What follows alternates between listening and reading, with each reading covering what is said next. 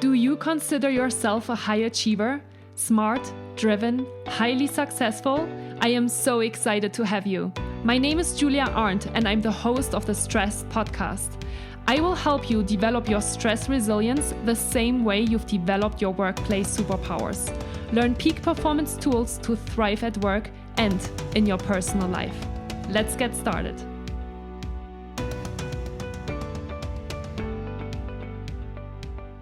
Hi everyone, and welcome back to the Stress Podcast. I'm really excited to sit here today with our next podcast guest, and it's Gala Gorman. Hi Gala, how are you today? Hey Julia, it is so nice to chat with you today. Yes, you too. Thank you so much for your time. We already chatted for 8 minutes here before we hit the record button. I wish we would have recorded all of this already.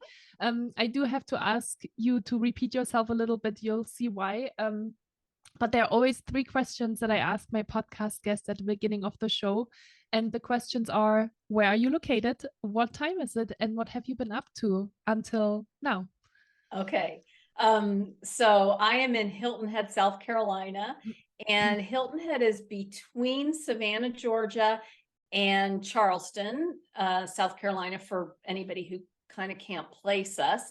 So we're about an hour from Savannah and an hour and a half to 2 hours from Charleston.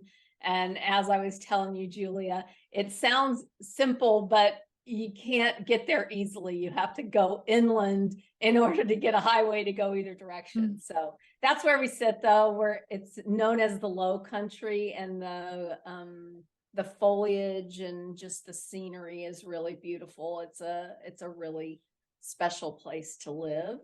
Nice. And you have the seasons then there as well, or is it more warmer?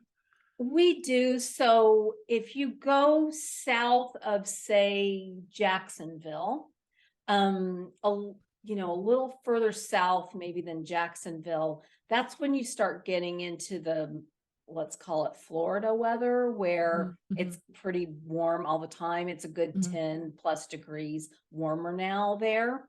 And so we do get seasons, honestly. That's one of the things we were just chatting about. It gets a little cold and gray for my liking. This week it's particularly cold. So right now it is 1 o'clock.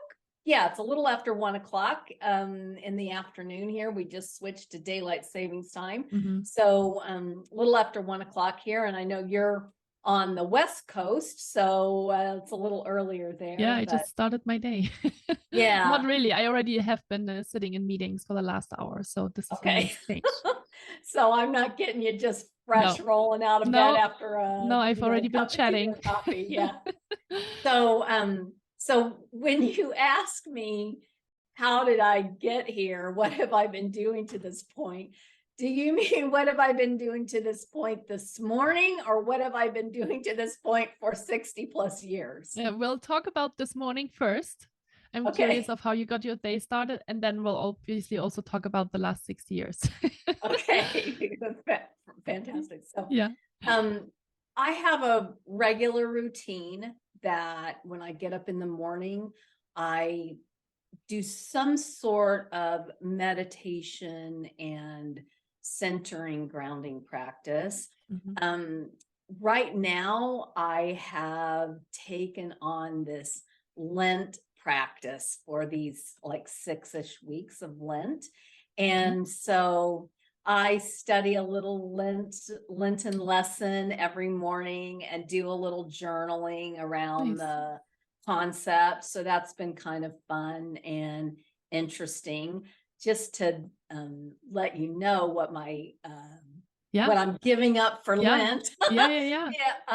I am generally not eating or drinking anything but water after 3 p.m. in the afternoon. There have been a lot of studies that have shown that if you will allow your digestive system an extended period of what we refer to as digestive rest, it really boosts the healing process, and all kinds of things begin to work better, including sleep, which is one of the critical things to help us keep stress levels down. So anyway, I have a whole routine that I do most mornings. and it includes a little movement and a lot of meditation, and most importantly, just easing into my day. So one of the ways we really accumulate stress is by just setting the alarm, hitting the button, jumping out of bed, hitting the, on switch on the coffee pot, and we're off to the races. And to keep stress levels more manageable, I really encourage you to at least take a half an hour in the morning and ease into your day. Even if that means you've got to get up a little earlier, that it's so important to not just immediately, put your body on overload. Totally. And how is that going for you, not eating after 3 p.m.? What's your verdict so far? How long has it been now? How many weeks? So I'm about halfway through. It's Okay. about 3 weeks into Lent now. And so just to let you know, I'm not Catholic. This is kind of, known as a Christian practice, but honestly, my sister does it too, and we're also not Christian. Yeah, I don't think you it's have been to around for a long, many, many years. So it's not just strictly a Christian practice. In fact, I think it's some of the more Eastern philosophy religions practice a form of Lent as well. They may call it something else.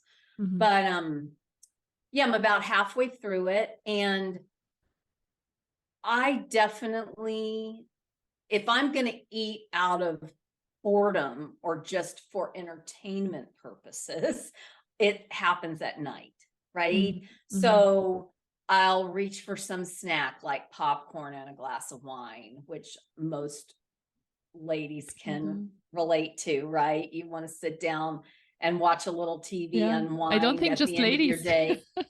What? I don't think just ladies. I think men can that's relate true. to that as well. But the what I find is that putting that limitation on me, I don't find that I get super hungry. That is definitely something you've got to adapt to, though. So I had already been practicing intermittent fasting, some more extended fasting. So not eating at night was not something that was a huge adjustment for me. It's a more of a habit change, and just when that's off limits, then what are you going to do at night to kind of occupy that space? One of the my husband specializes in addiction and trauma, helping people recover from addiction and trauma. And so one of the things he talks to people about when they come into recovery and they want to, make a real go at it, and they're smoking cigarettes or using nicotine, he tells them that they really need to cut out that as well. And a lot of people are like, that's my last thing. Like, I'm not cutting that out at the same time. There's no way I could do it all at once. And nicotine or any form of substance that we rely on basically to sort of maintain our lower stress levels, right, is activating those same pathways. And so I've seen it described when you're breaking a habit, it's similar to like when you walk into a room, how you just automatically turn on the light switch. And so you've got to figure out what you're going to do to reprogram yourself so that you don't reach to turn on that light switch. So changing habits is, for any of us who struggle with chronic stress, right? Habits have to be changed in order to make a shift. And so learning to be aware of how that happens for you and the kind of ritual that you go through in that habitual pattern will help you figure out kind of how you unravel it, how you do a pattern interrupt so that you can insert some other activity in there instead. So So what are you doing now in the evenings? So honestly, I just don't have the stuff around. And when Mhm. it's not there and I've made a Mhm. commitment, it's pretty easy. I really haven't changed too much Mhm. about what I do in the evening, but I will Mhm. say that I am sleeping better, certainly, Mhm. when you're allowing your body to prepare for the rest and repair process that happens overnight. It really makes that work so much better. Mhm. And really, I don't miss it unless if I don't eat a satisfying meal in the middle of the day, if I don't eat Mhm. enough where I really feel satisfied before 3 p.m., then if I get really hungry later, it could be a little wonky. Mhm. But for the most part, it's not. It Yeah. really isn't that hard. It's mostly a mind over matter thing. So Yeah. Is there a specific reason why you decided on 3 p.m.? there have been studies. Uh-huh. In fact, there's a study that was published, and they used a fairly substantial number of people in this study.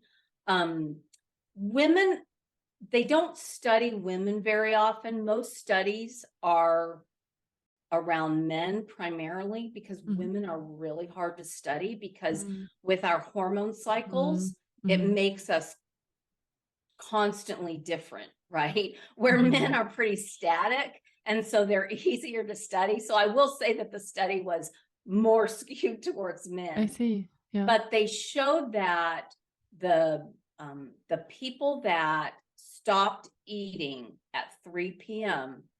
could eat pretty much whatever they wanted up until that 3 p.m. mark, Hmm. and they still had all sorts of health benefits, including Wow. weight loss, including hormone improvement, you know, if Sleep they were improvements, I'm sure, and digestion and all the exactly. things. Huh. So just all sorts of improvements accumulated, but it doesn't happen in 3 days. Mhm. Like it's an Of course. extended period. I think the study was something like 4 to 6 weeks. It Okay. might have even been a little longer than that. Hmm. But they, had a control group that ate at normal times and normal intervals, but ate a more restricted diet. And the group that ate pretty much whatever they wanted but stopped at 3 p.m. did way better than the Hmm. people who ate a more restrictive diet but ate like a more extended time frame. Super Pretty interesting. interesting. So Yeah. interesting. And so last question on that, because I do find it really interesting. What about exercise? And what if people like to exercise in the evenings? Is that they just drink water and get Yeah. some So, electrolytes or something? yeah. So this is another like kind of interesting little tidbit. So if you exercise in a fasted state, so you're always best exercising in the morning in a fasted state. Mhm. Okay. Mhm. And they've proven that too, that your body, so what we want, right, is to burn fat, Mhm. right? And Mhm. so your body, because of having just come off this rest period and being like fresh, I guess, it makes the metabolic switching easier when Mhm. you exercise from a fasted state.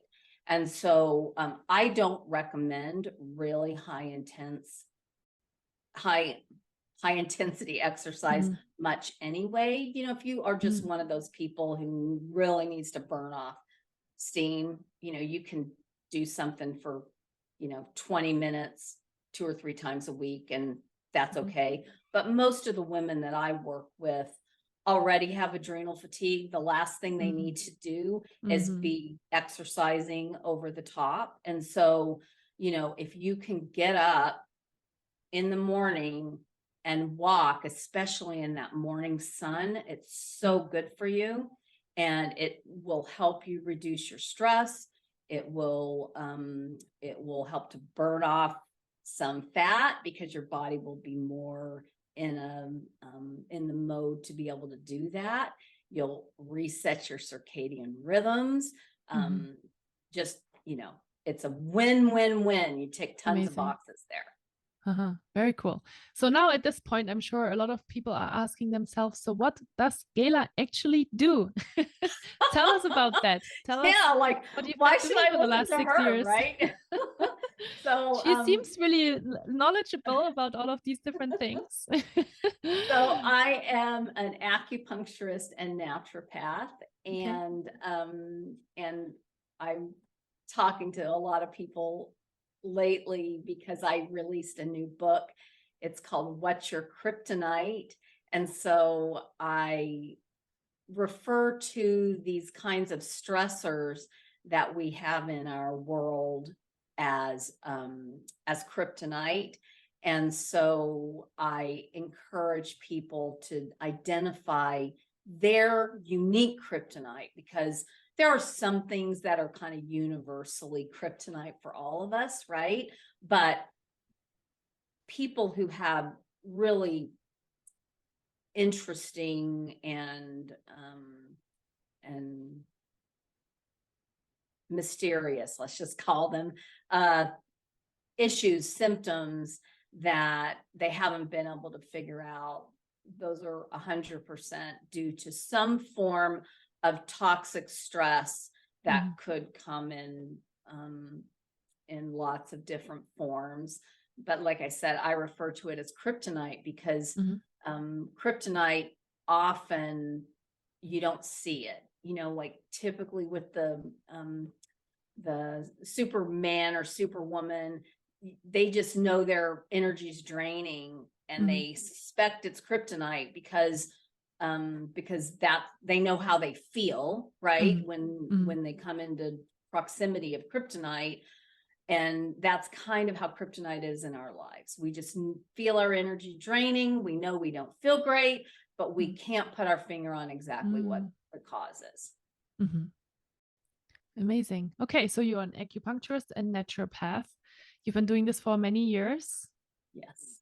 And so you have basically your acupuncturist and naturopathic practice, and you wrote the book in that space. And do you also see one-on-one coaching clients? Is there a coaching component as well? Or do you, I assume, right, with a naturopath, and I see a naturopath myself, there's always that kind of conversation and consultation that you have with your doctor anyway. Yeah, so I see people here locally, but mostly, honestly, outside of this area, and we use telemedicine forms to be able to do that. I have a program called the MOLT method that is designed to kind of help people identify the different areas of stress that are most likely accumulating and contributing to their issues. So I talk about that a little bit towards the end of the book. And so I have a membership that is optional that goes with that program, that if you are in the membership, then you have the ability to be able to ask me questions, and I will answer your specific questions and kind of help you unravel the mystery. So no practitioner can ask every single question, every single relevant question. Like, we have to rely on our patients to be aware and to provide us with the feedback, right? So I encourage people to become what I call their own PCP, primary care person. And I encourage you to bring observations to me, or whoever it is that you've chosen to work with. Bring those observations, and sometimes one observation won't be enough to put the whole puzzle together. Think of when you're putting a puzzle together, how you've got to table full of all these pieces, and it seems just overwhelming. Like, Yeah.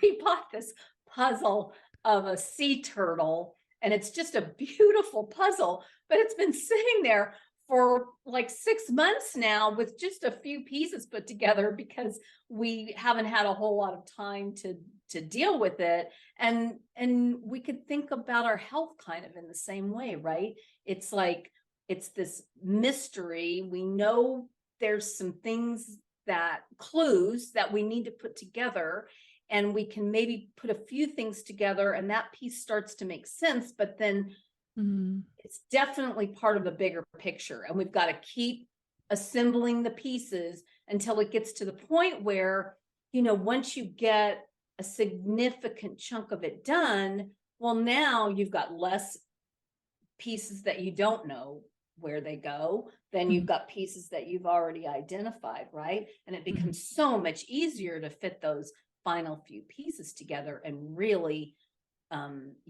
fully solve the problem. And really what I refer to as restoring superpowers. Most women, and all of us, I suppose, men and women, but we think of ourselves as Superman, Superwoman, and we're Superwoman in our world to the stakeholders that depend on us, which starts with ourselves, right? And so when we're feeling chronic fatigue, when we're not sleeping well, when we start to have health issues that we're constantly trying to suppress with some symptom reliever, then we're feeling our superpowers being drained, right? And so I encourage people to do some of the things that I recommend to help restore their superpowers. Amazing. Yeah. I'm so glad you're mentioning all of these different things, like from, the awareness piece of you need to be your own primary care person and understand what is going on, because I can't help you if you don't have the awareness of reading, or like at least being aware of all of those stressors that you're experiencing, right? Yeah.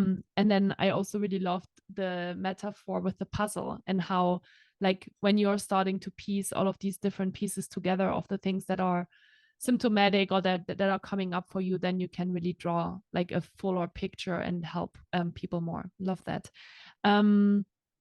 What are the main stressors? So when you're talking about what's your kryptonite, right? And you say you want people to be more aware of what's actually draining their energy, so they can obviously, not do that anymore, or like recharge. What are the main stressors? What do you see? Is it like, would you say it's like there's like these 10 things and it's always the same, or is it completely different person to person? So I evaluate 12 different types of toxins. Okay. And so bacterial, fungal, parasitic, food related, emotions, you can see they're all over the board, right? And so I want to know which type of toxicity your body's overwhelmed by. Okay. And then within those categories of toxins are tens, if not hundreds, of different options, right? So we really have to do some sleuthing to get to the bottom of it. I'll give you an example. I knew that something was going on with me digestively a few months ago, and I use a bioenergetic scanning system, and I scanned myself, and I scanned really high on heavy metal toxicity. And so I had been eating more fish than usual, and I thought that it must just be mercury, right? That's what we all think of as heavy metals, right? And so just because I like to use myself as a guinea pig, I decided to run a more definitive expanded lab test, which we use a urine sample to run the lab test. And so the test came back that mercury was sort of mid-range. Yeah, I needed to back off on it a little bit. But the real problem was beryllium, which is a very odd metal that never would you imagine that you would have beryllium toxicity, right? And so there's a lot of different ways, including vegetables, that oftentimes because of the soil and because of the processing process for commercialized vegetables, vegetables will be high in beryllium. And so I'd like to share these kind of odd examples with people because we just assume that we can do a generic detox and that will take care of it. But no generic detox was going to address that problem. And potentially it was going to put my body in more stress, under more stress, which might allow the other issues to expand. Right? So, so did that answer your question? Yeah, Julie? no, that's super interesting. Yeah, absolutely. Okay. And so you use mostly like you said the bioenergetic system and then urine samples, or do you also do blood and stool? Blood sometimes too. It depends on what type of thing we're needing to discover, right? Yeah. And that's why my bioenergetic scan will give us a little bit of a clue of kind of where to focus, where to start. And so, you know, to go back to answer your question, do I find the same thing repeatedly? Yeah. No. And in my Restore Your Superpowers workshop, I share a few examples. One is an example of a client, a patient that came in and she scanned high for chemical toxicity. And there's a lot of ways we can accumulate chemical toxicity, including if you're on prescription medications, they're very chemically toxic. So sometimes it will be because somebody's on several medications, but in this particular case, the person was not on any meds, so that kind of rule that out. And so, so I wasn't sure what really was going on with her. And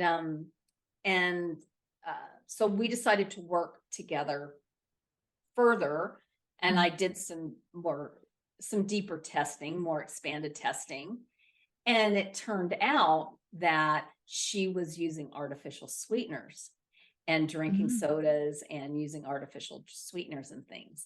And those are just a chemical hornet's nest. Wow. And so I always recommend that people use, if you need to sweeten something, use a real natural sweetener, nothing synthetic, you know, raw sugar, and use as little of it as you can get away with, but use the real thing.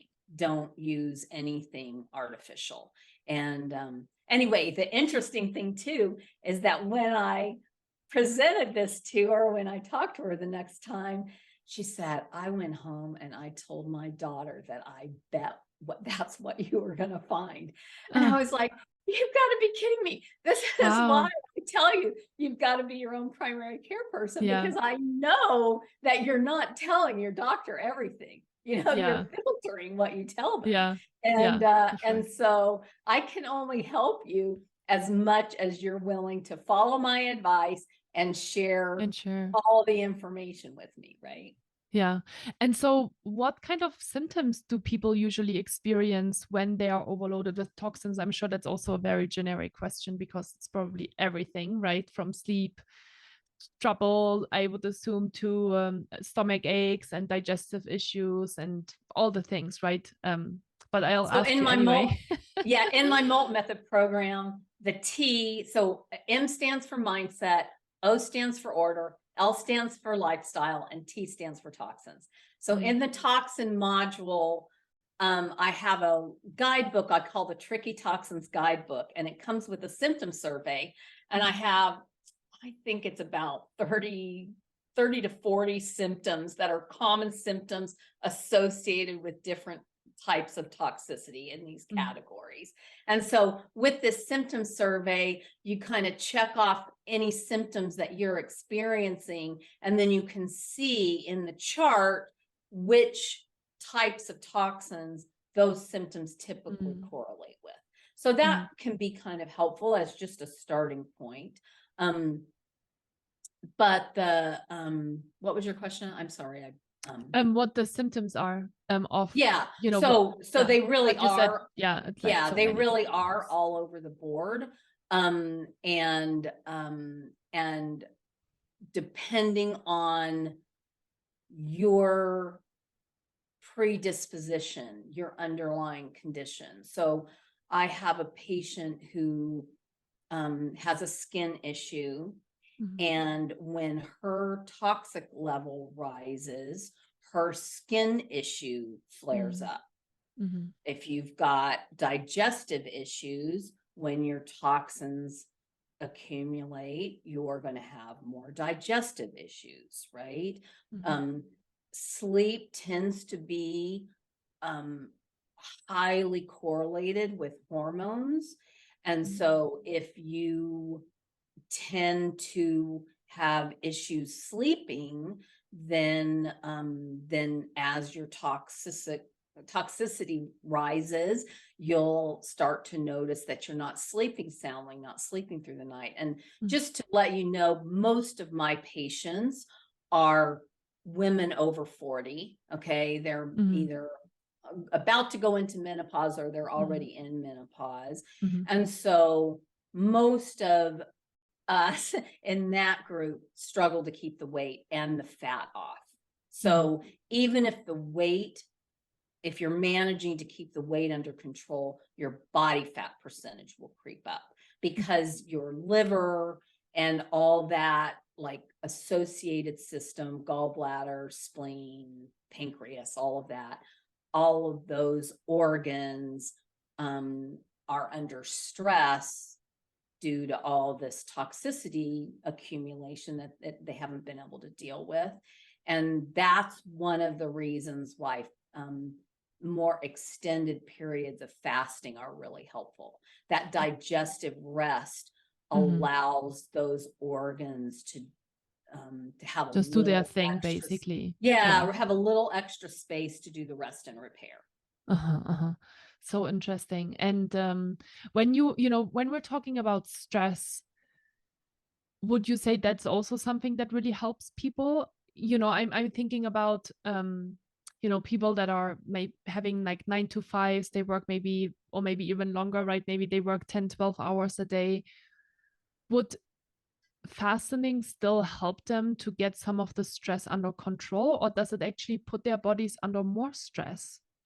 So that's another thing that I talk about, because a lot of people, once they latch on to fasting, they're like, a little fasting is great, so a lot of fasting must be really fabulous, right? And so it's very easy, if you're already under stress, to push your body over the edge and put it under too much stress, in which case then fasting will have the reverse effect. And so you've got to typically start out gently. So again, what I find with the group of women that I work with, and you can adjust this for your own purposes, but the women I work with need to have a pretty skinny eating window, and probably 6 hours or less. And so like for now, if you're like, I'm trying to not eat anything after 3 p.m., right? Which means that I'm only eating between 9 a.m. and 3 p.m. But if you eat a reasonable breakfast or morning meal, and then you eat a late lunch at 2, you can still get in 2 satisfying meals Mhm. between 9 and 3. And then I would challenge you that you probably, if you eat a really satisfying afternoon meal, you won't really be hungry. I mean, but if you don't go to bed till 10 or 11 at night, you might be starting to get Mhm. fairly hungry by that point in time. But Mhm. at that point, it's like you're getting ready to go to sleep. Don't worry about it, right? Yeah. But you know, when you work a 9 to 5 job, we again get into these habits, right? Mhm. Where it's like, you know, I eat like a bird all day, and then I get home at 6 or 7 o'clock at night, and I'm eating my my heavy meal at 8 Mhm. o'clock at night, Mhm. which is exactly the opposite of what you're supposed to be doing, right? Mhm. Mhm. Excuse me. No problem. Yeah, I'm really glad that we are addressing that. I think it's really important to say that here in the podcast as well, because I don't want listeners to be like, oh, I'm gonna totally start fasting and just Yeah. eating 9 to 3. That's, I think it's really good that you're highlighting it can be really bad and detrimental as well for your body to fasten if you're doing it in the wrong when you're in the wrong space, or when you are already experiencing a lot of stress. The other thing too, I will say, is that variation is really important. Mm-hmm. And so I encourage people to splurge 1 or 2 days a week. Mm-hmm. And so if you think there's no way I could do that every day, because like my husband and I have date night on Friday night, right? We don't even go out until 5:30 or 6, right? Mm-hmm. So that 1 day a week, I'm going to I try to eat my larger meal earlier in the day, but I eat some snack, something Mm-hmm. with him, and Mm-hmm. enjoy our date night, right? Mm-hmm. Mm-hmm. And so it's important to plan ahead, have a little bit of intention, and Mm-hmm. to determine, you know, here's When is where that I'm going night to be gonna be able, this week? Yeah. yeah, here's where I'm going to be able to eat. Here's the days I'm going to be able to totally adhere to the 6 Mm-hmm. hour eating window. Mm-hmm. Let me try to do that 3 days this week. I'm going to have a couple of splurge days, and then I'll try to squeeze in, you know, 1 or 2 more days of just, you know, maybe I don't quite make 6 hours, but I want to still at least be mindful. So Yeah. the longer your eating window, the more mindful you need to be about what you're eating. Mm-hmm. Mm-hmm. It's very interesting. What else did I want to ask you? Well, one comment. I do that too. I love chocolate. That's kind of my go-to substance. I don't care too much about alcohol. I don't care about nicotine or any other substances, but chocolate is kind of like my big thing. And I do see that it's a problem for me. And I think it's a little bit of how I grew up as well, because it was just always available. And we would always have like a lot of sweets after lunch at my granny's. And anyway, long story short, I have created kind of more of that rule, or like I've tried so many different things over the last few years of like totally cutting it out. Like I had a year where I didn't eat any chocolate, because I know I can't just do a little. Like when I eat chocolate, I like kind of want to splurge and go all in. And so I've tried like the total no years. I've tried, like to really cut it out. But I think what really works best for me is like once or twice a week, where I'm like, okay, I can actually be pretty strict with myself for like 4 or 5 days, but then I literally crave it so much that then I have like a Saturday, usually a weekend day, where I'm like, Yeah. I'm going to the bakery and I'm, having whatever I wanna eat. Hey, no judgment here. The lunch I just had, I found this new cafe that has been there for over 2 years. I can't believe it's been there that long, but she makes really healthy stuff. And I just discovered it last week, but she makes these brownies that are just melt in your mouth to die for. And they're big, like a chunk of Yeah. it's like that big, Wow.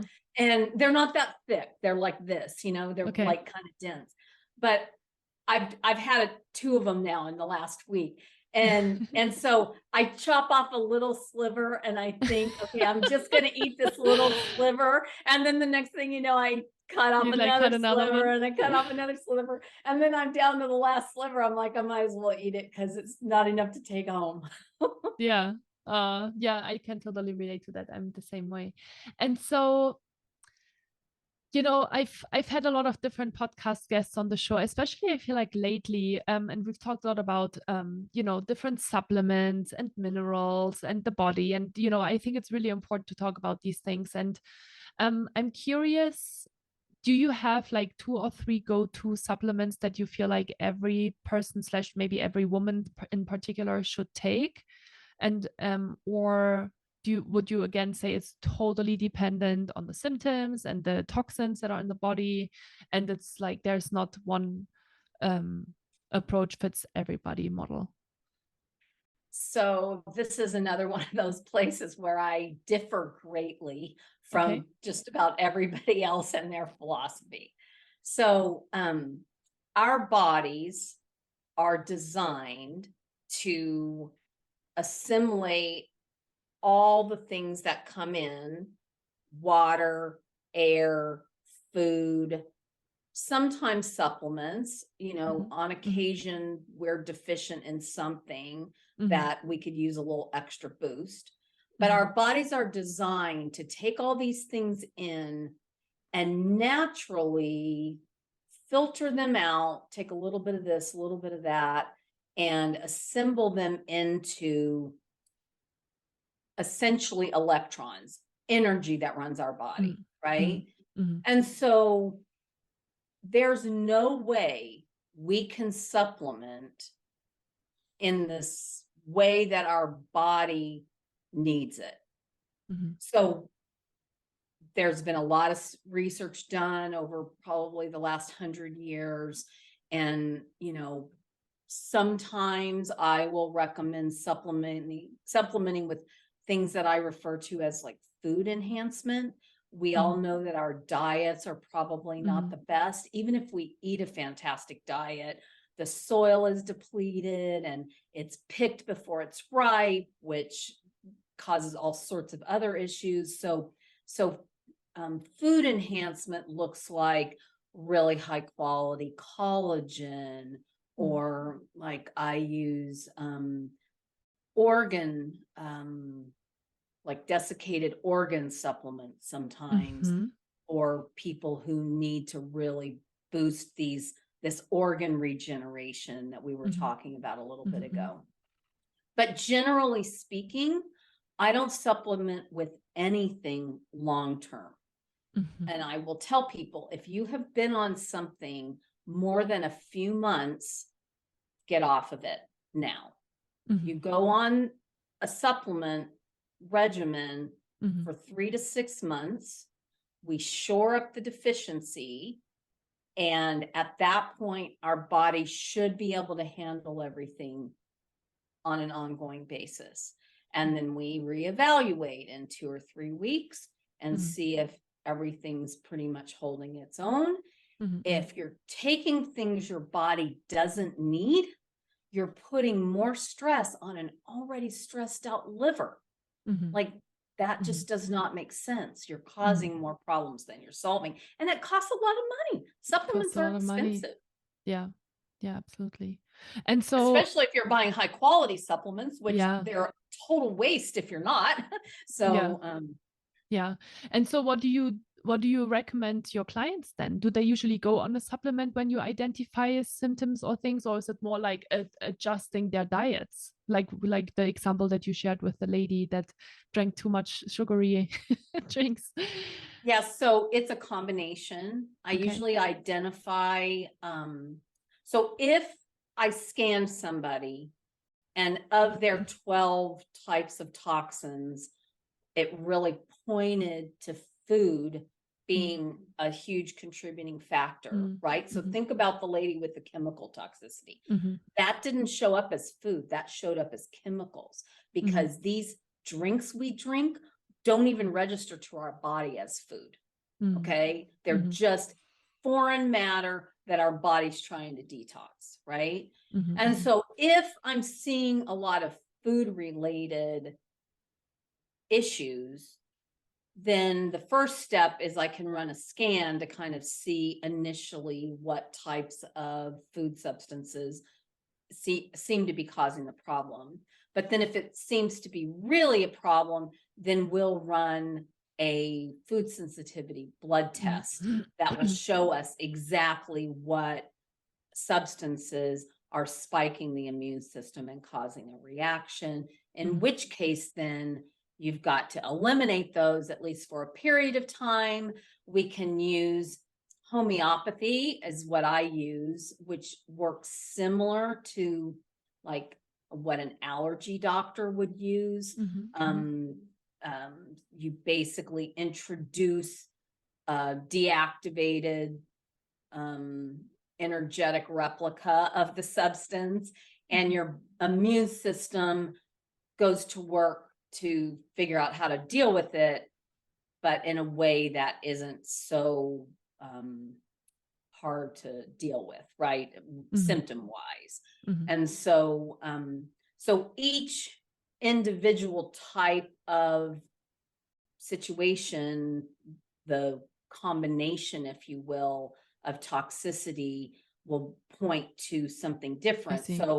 So at that point, then I definitely address with supplements oftentimes that particular thing that we're trying to deal with.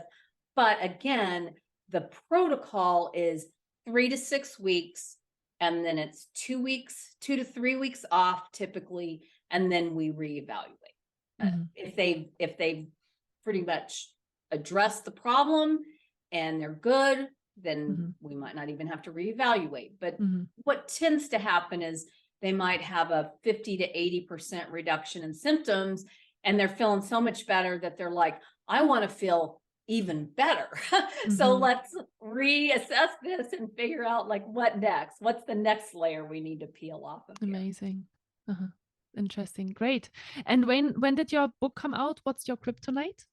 It came out in September, and then, you know, the holidays happened, and the next thing you know, it was the middle of January. And so amazing. Congratulations. I know that's a huge step and very exciting. It is. Yes. It's definitely a birthing process for sure. Yeah. Gala, how can people best learn more about you if they're curious to get in touch with you or to learn more about your approach? So you can find my book on Amazon, What's Your Kryptonite? You can search for me, Dr. Gala Gorman, or even easier, go to my website, drgala.com. That's drgala.com. And on the homepage, there's a quick and easy link to get the book, or find a lot of other really useful information. You can even sign up for my newsletter. I send a newsletter out once a week with my sort of latest insights and updates. And so people find that really helpful. Yeah, super helpful. Thank you so much. It was such a pleasure to have you on the Stress podcast today and chat with you about all of these different things. I think it's really interesting, and I'm really glad that we talked a little bit about fasting and how it can be good and not so good, and obviously about all of the different stressors and toxins. And if you have been listening now and you think, wow, this is really interesting, and I have a friend or a family member that should really listen to this information, make sure that you share this podcast episode with them, because that's the best way on how we can spread this information, how we can make sure that we are not just helping ourselves, but also the people around us. So thank you so much in advance for doing that. And as always, I'm super grateful that you're here and that you're listening to the Stress podcast. So thank you for being here. Thank you again, Dr. Gala, for being here with us today. Thanks again for having me, Julia. And I hear you hopefully next week.